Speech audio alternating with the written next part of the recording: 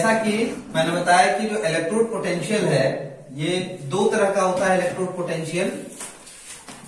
Potential है ये दो तरह का इलेक्ट्रोड पोटेंशियल होगा। एक को कहते हैं हम लोग ऑक्सीडेशन पोटेंशियल,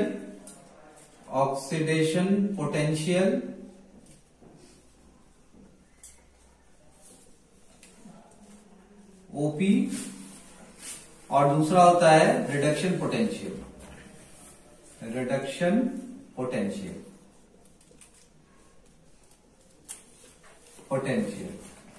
इसको लिखेंगे आर पी। ठीक है, ऑक्सीडेशन पोटेंशियल और रिडक्शन पोटेंशियल। अब देखते हैं ऑक्सीडेशन पोटेंशियल कहां डेवलप होगा, किस जगह डेवलप होता है। तो जैसे हाफ सेल, दो हाफ सेल यहां हम लेते हैं। दो हाफ सेल में मेटल के इलेक्ट्रोड होंगे दोनों में और उसके करस्पॉन्डिंग सोल्यूशन होंगे। तो एक एक करके हम देखते हैं। तो जैसे लेफ्ट हाफ सेल की अगर हम बात करें, पहले लेफ्ट हाफ सेल,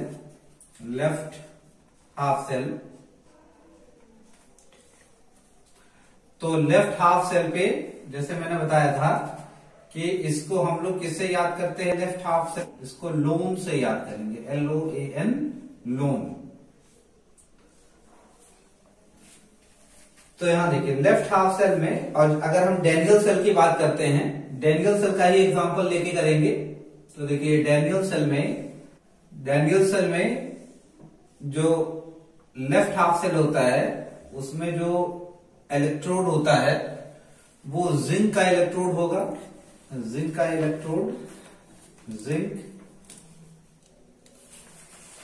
ये इलेक्ट्रोड होता है ऐसे,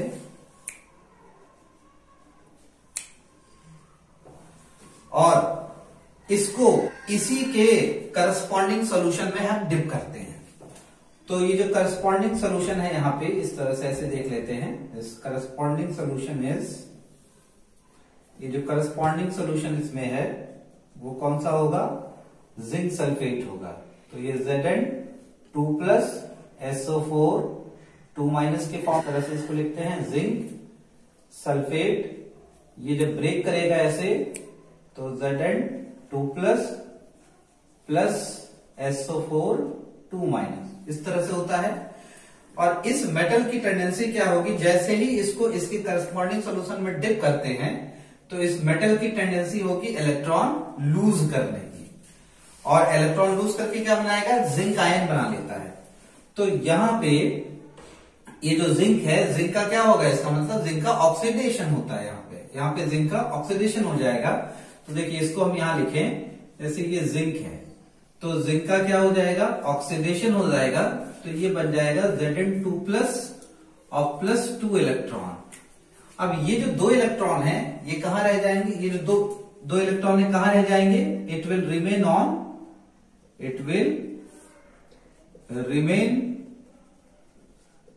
ऑन रॉड। ये मेटल रॉड पे ही रह जाएगा, metal rod, it will remain on metal rod पे रह जाएगा। और ये जो जिंक आयन है ये कहां चला जाएगा, it will move into solution. और ये ऑक्सीडेशन होने के बाद ये कंडीशन आती है, ऑक्सीडेशन। तो ऑक्सीडेशन के बाद जो कंडीशन बनेगी उसमें यहां से जिंक आयन ये ऐसे आ जाएगा सॉल्यूशन में, Zn2+ आयन, यहां से भी जिंक आयन ऐसे Zn2+ हो जाएगा, सॉल्यूशन में आ जाएगा। और जो रॉड है उस रॉड पे क्या होगा, वो इलेक्ट्रॉन्स ऐसे रह जाते हैं। रॉड पे क्या होगा, ये इलेक्ट्रॉन, जो दो इलेक्ट्रॉन है, जो दो इलेक्ट्रॉन निकले हैं, ये दो इलेक्ट्रॉन ऐसे, दो इलेक्ट्रॉन ये पूरे रॉड पे आ जाते हैं ऐसे, ये पूरे पे इलेक्ट्रॉन हो जाएगा। और इस तरह से हम देखेंगे कि क्या होता है कि रॉड जो है वो नेगेटिव चार्ज एक्वायर कर लेता है। तो पूरे रॉड पे नेगेटिव चार्ज हो गया, और यहां पे इस सॉल्यूशन में जिंक आयन आने की वजह से पूरे सॉल्यूशन पे कैसा चार्ज हो जाएगा, ये पॉजिटिव चार्ज आ जाएगा। क्योंकि Zn2+ आयन जब देखेंगे तो इस तरह से ये पॉजिटिव चार्ज यहाँ पे आ जाते हैं। ये पॉजिटिव चार्ज क्यों होगा, it will be because of the accumulation of zinc ion. ये जो जिंक आयन आ रहा है सॉल्यूशन में, इसी की वजह से, तो यहां से ऐसे जिंक आयन इस तरह से Zn2+ आयन सॉल्यूशन में आ जाएंगे। तो यहां पे चार्ज का सेपरेशन हो गया। इसका मतलब क्या है कि जैसे ही हम मेटल को इस सॉल्यूशन में, इसके करस्पॉन्डिंग सॉल्यूशन में डिप करते हैं, तो क्या होता है, चार्जेस का सेपरेशन हो जाता है। चार्जेस का सेपरेशन क्यों होगा? क्योंकि जो मेटल रॉड है उसकी टेंडेंसी होगी, इस मेटल की खासकर टेंडेंसी होगी ऑक्सीडाइज करने की। तो 2 इलेक्ट्रॉन निकल जाएंगे और ये जिंक आयन सॉल्यूशन में मूव कर जाएगा। जैसे यहां डेनियल सेल की केस में ये हम देख रहे हैं।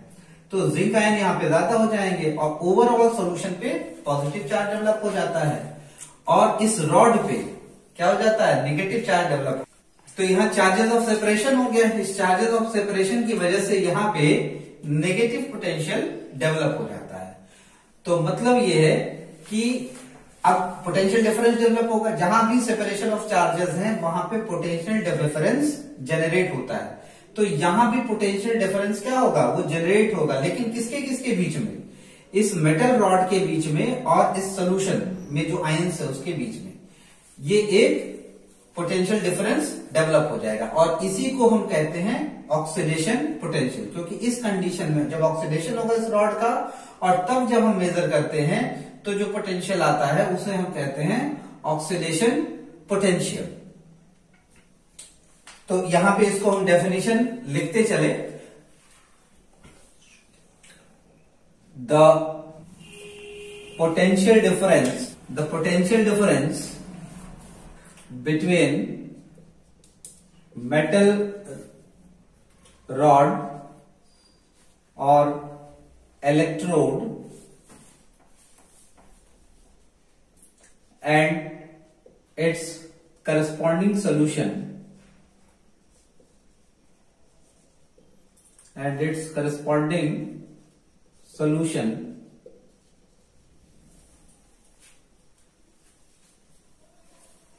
or its ion in the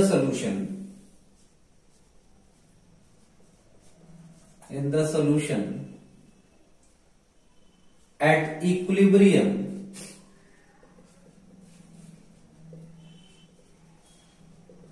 is called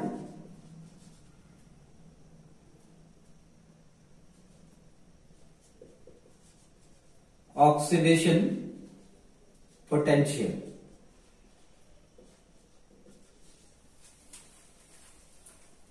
ये जो डेवलप होगा इसे हम ऑक्सीडेशन पोटेंशियल कहेंगे।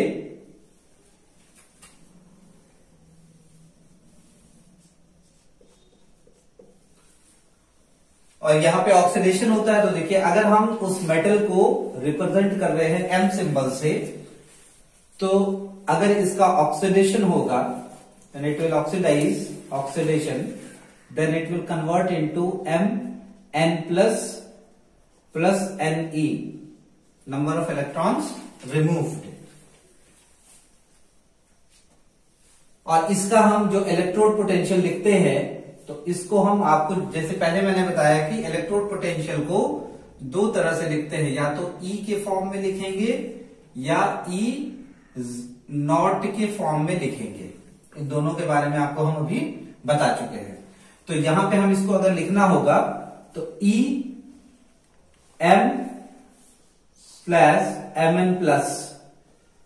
इस फॉर्म में लिखा जाता है।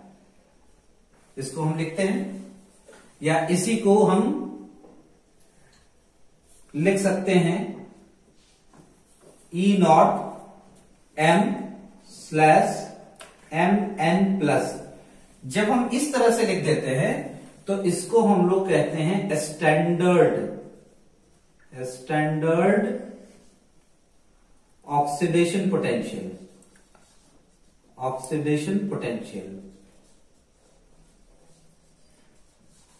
और जब इसको इस फॉर्म में लिखते हैं तो इसे हम कहते हैं ऑक्सीडेशन पोटेंशियल।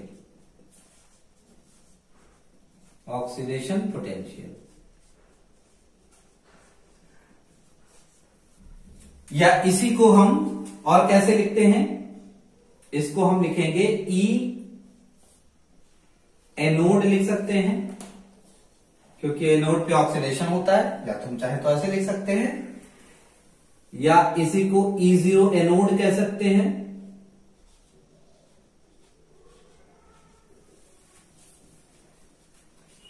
इस तरह भी लिखते हैं,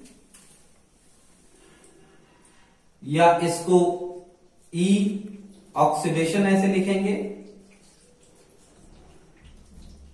या इसी को हम E0 ऑक्सीडेशन भी लिख सकते हैं। So these are the ways of representing electrode potential. तो standard electrode potential, standard oxidation potential को हम E not M slash Mn plus लिखेंगे, या E0 एनोड भी लिख सकते हैं। तो ये तो है लेफ्ट हाफ सेल की बात। इसी तरह से हम लोग राइट हाफ सेल में देखते हैं कि वहां पे किस तरह से रिडक्शन पोटेंशियल डेवलप होगा, क्योंकि राइट वाले साइड में ही रिडक्शन होता है, लेफ्ट वाले में ऑक्सीडेशन होता है।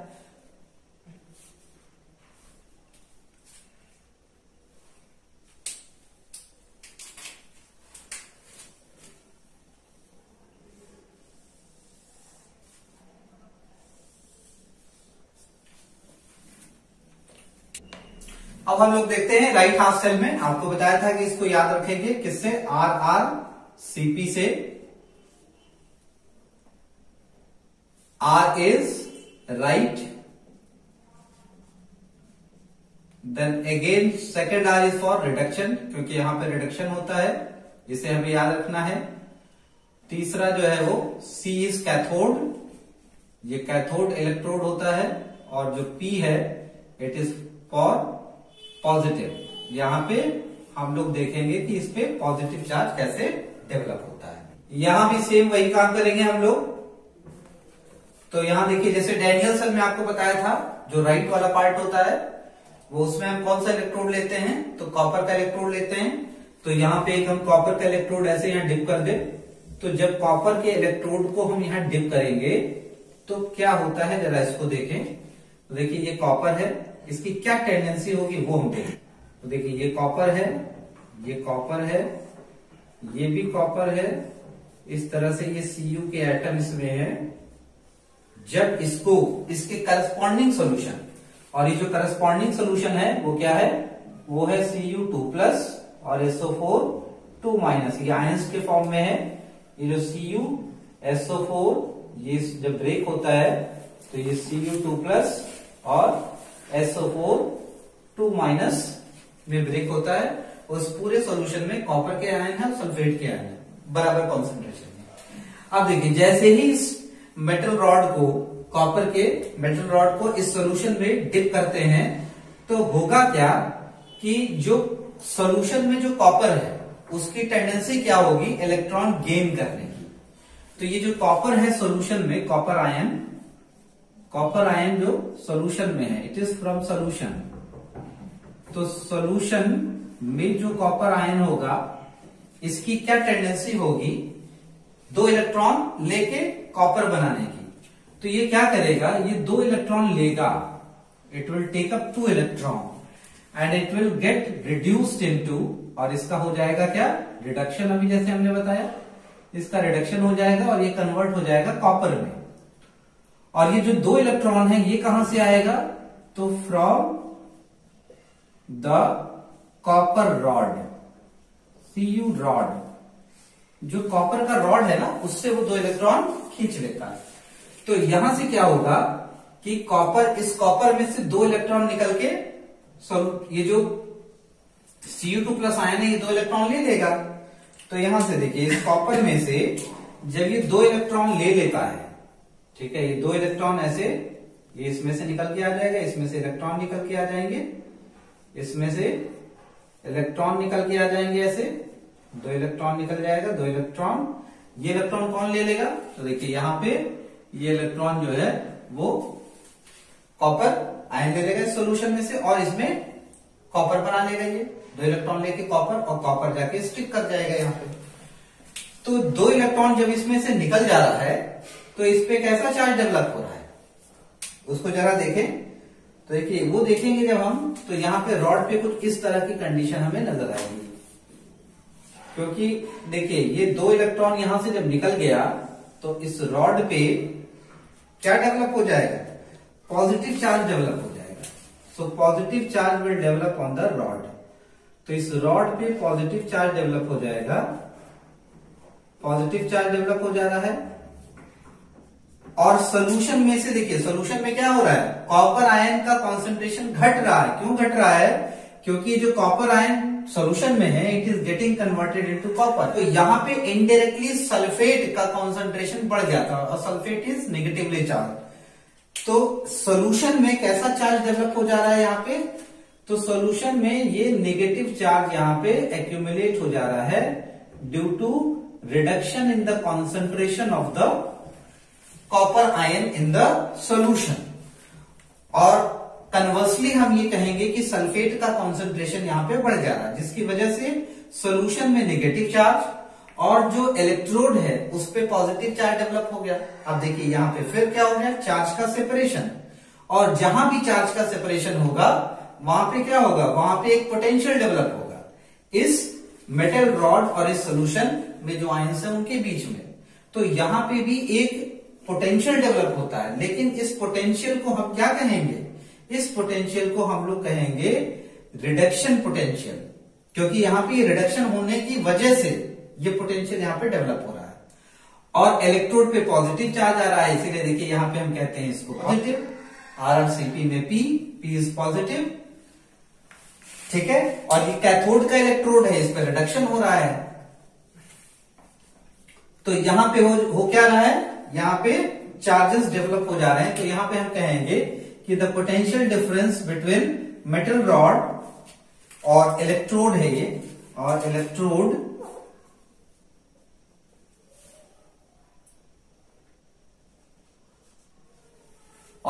में कौन सा इलेक्ट्रोड है ये, तो ये कैथोड है, इसे हम कैथोड कहेंगे। पहले वाले में एनोड, वहां छूट गया था, वहां एनोड आप लिख लेंगे।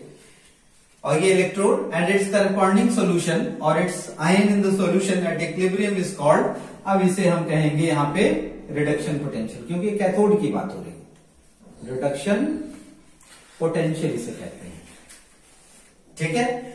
अब इसे हम लिखेंगे, सपोज करते हैं कि ये मेटल M है और ये 2 इलेक्ट्रॉन गेन कर रहा है, Mn2+ ये आयन है सॉल्यूशन में। It is gaining n number of electron, मान लीजिए n नंबर ऑफ इलेक्ट्रॉन ये गेन कर लेता है और ये M बना लेगा। तो ये तो हो गया रिडक्शन यहां पे। और इसका हम जो पोटेंशियल होगा वो कैसे लिखेंगे, तो देखिए इसको हम लोग लिखेंगे, जो रिप्रेजेंटेशन है वो इट विल बी EMN+/M। इसको या तो हम ऐसे लिख सकते हैं या इसी को हम लिख सकते हैं E0 MN+/M।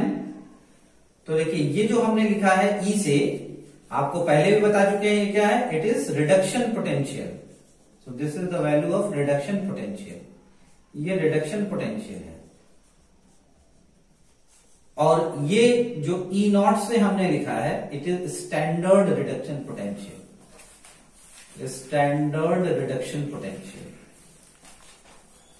और ये जो स्टैंडर्ड रिडक्शन पोटेंशियल होता है इसकी वैल्यू हमें नोन होती है, क्योंकि एक्सपेरिमेंटली कैलकुलेट किया जाता है और क्वेश्चन में ये वैल्यू दी रहेगी। अगर क्वेश्चन में स्टैंडर्ड रिडक्शन पोटेंशियल के टर्म में वैल्यू नहीं दी है, तो हमारी ये बात याद रखिएगा, अगर नहीं दी है और वो स्टैंडर्ड ऑक्सीडेशन पोटेंशियल के टर्म में दिया है, तो उसे हमें कन्वर्ट करना पड़ेगा स्टैंडर्ड रिडक्शन पोटेंशियल में। जो फार्मूला मैंने बताया है क्या, कि दोनों की वैल्यू, मतलब स्टैंडर्ड रिडक्शन पोटेंशियल और स्टैंडर्ड ऑक्सीडेशन पोटेंशियल की वैल्यू एक पर्टिकुलर इलेक्ट्रोड के लिए क्या होती है, वो सेम ही होगी, बट दोनों में साइन का डिफरेंस होता है। इस चीज को हमेशा आप याद रखिएगा। मतलब ये है कि देखिए स्टैंडर्ड रिडक्शन पोटेंशियल ये किसके बराबर होगा, ये स्टैंडर्ड ऑक्सीडेशन पोटेंशियल के बराबर होगा, लेकिन बस वहां पे साइन चेंज हो जाएगा। तो ये आपको हमेशा याद रखना है, IUPAC ने हमें बता रखा है।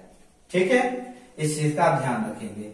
या इसी को हम और कैसे लिखेंगे, और देखिए, और इसको हम लिखेंगे, चूंकि यहाँ पे कैथोड है तो इसीलिए ई कैथोड लिख सकते हैं, हम इसे ई कैथोड लिख सकते हैं, या इसी को E0 कैथोड लिख सकते हैं, हम कैथोड लिख सकते हैं। ठीक है, इसी को हम, चूंकि ये राइट में पड़ता है इसीलिए इसको हम कहते हैं ई राइट कह सकते हैं, या इसी को E0 राइट कह सकते हैं, या इसी को हम क्या कहेंगे, ई रिडक्शन लिख सकते हैं, और E0 रिडक्शन भी लिख सकते हैं। तो इतने सारे तरह से हमने इसको बताया, ये किसी भी टर्म में आप इसको लिख सकते हैं। क्वेश्चन में आपको गिवन रहेगा, जिस भी टर्म में गिवन हो आप उसको देख लीजिएगा। तो जनरली ये इस टर्म में या इस टर्म में दिखाई देता है, या इस टर्म में दिखाई देगा।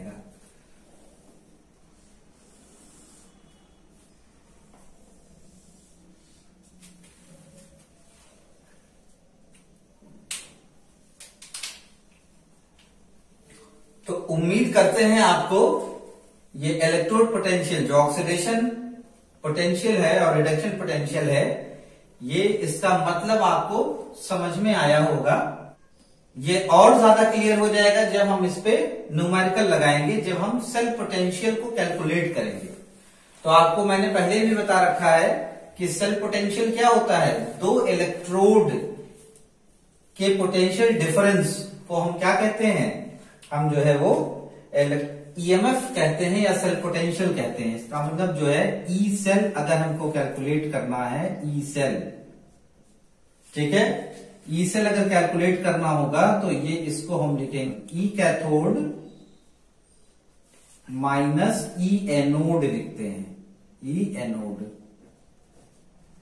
या इसी को स्टैंडर्ड टर्म में अगर कहा जाए E0 सेल, तो ये हो जाता है आपके E0 cathode minus E0 anode. ये फार्मूला होता है, इसे आप याद कर लीजिए। इसको हम लोग अगले टर्म पे देखेंगे कि ये आया कैसे। ये E cathode minus E0 anode ही हम क्यों लिख रहे हैं, E0 cathode minus E0 anode ही हम क्यों लिख रहे हैं, इसको हम लोग देखेंगे, समझेंगे कि ये आया कैसे, और उस पर कुछ कैलकुलेशंस करेंगे। क्योंकि बिना कैलकुलेशन की ये सारे जो हमने आपको कॉन्सेप्ट बताए हैं, ये आपके क्लियर नहीं हो पाएंगे कि इनको हम अप्लाई करेंगे। अप्लाई कैसे करेंगे, how we will apply this, ये आज का, तो ये जो हमारा जो इलेक्ट्रोड पोटेंशियल चैप्टर में जो मैंने कॉन्सेप्ट, जो बेसिक कॉन्सेप्ट्स बताए हैं, इन सारे कॉन्सेप्ट्स का इस्तेमाल हम EMF कैलकुलेट करने के लिए करते हैं। तो वो कैसे करेंगे प्रैक्टिकली, वो आपको हम एप्लीकेशन कुछ क्वेश्चंस के थ्रू बताएंगे। एप्लीकेशन कैसे होता है, कैसे हम अप्लाई करते हैं इन बेसिक कॉन्सेप्ट्स को, उस सवाल को सॉल्व करने के लिए, ये हम लोग देखेंगे न्यूमेरिकल सेक्शन में अपने। तो इसके बाद जो हम न्यूमेरिकल लेंगे वो हमारा इसी पे बेस होगा, EMF, how to calculate EMF। पहले हम स्टैंडर्ड कैलकुलेट करेंगे और उसके बाद कॉन्सेंट्रेशन को वेरी करा के, स्टैंडर्ड मतलब 1 मोलर। तो हम लोग इसके बाद अब जो कैलकुलेशन देखेंगे वो किस पे देखेंगे, वो देखेंगे कि 1 मोलर कॉन्सेंट्रेशन जब हम माइनस का लेते हैं तो स्टैंडर्ड, सारी वैल्यूज स्टैंडर्ड में आएंगी, उनको हम कैसे कैलकुलेट करते हैं। और जब हम कॉन्सेंट्रेशन को वेरी कराएंगे तो वहां पे आता है नर्स्ट इक्वेशन, तो हम उसको भी देखेंगे। और आपको पहले मैंने बताया था कि स्टैंडर्ड जब कॉन्सेंट्रेशन 1 मोलर ले लेते हैं तो हम वहां पे लेते हैं E0 सेल, ठीक है। और वैसे हम क्या लेंगे, वैसे हम कॉन्सेंट्रेशन जब वेरी कराएंगे, ई सेल कैलकुलेट करना होगा, तो हम लोग नर्स्ट इक्वेशन का इस्तेमाल करेंगे।